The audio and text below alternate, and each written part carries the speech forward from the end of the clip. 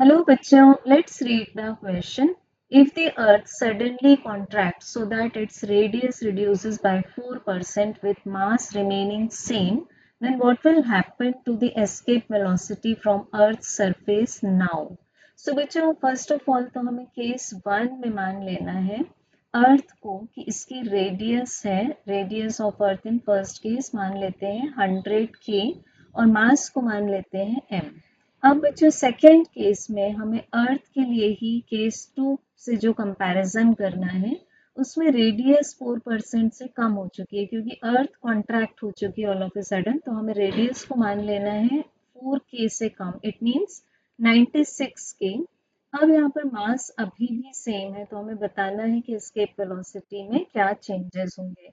तो बच्चों सबसे पहले तो एस्केप वेलोसिटी को एक्सप्रेस करते हैं square root of 2 times gravitational constant multiplied by the mass of the earth divided by the radius of the earth।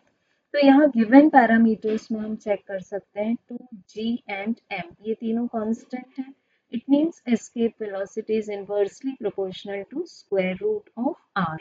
सो बच्चों हमें मिल जाएगा दोनों साइड की डिफरेंशिएशन से dve is directly proportional to minus half, क्योंकि इसको हम बेसिकली क्या लिख देंगे r to the power minus half और फॉर्मूला यूज करेंगे d by D X of x to the power n is equal to n x to the power n minus one. ये differentiation का power law use कर लेंगे।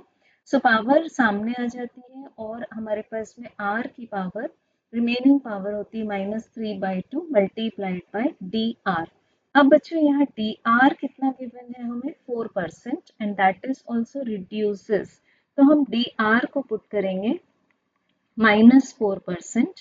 तो D V E means change in escape velocity is directly proportional to minus half multiplied by -4%, and ये तो constant है तो ये प्रोपोर्शनैलिटी साइन में कवर हो जाएगा।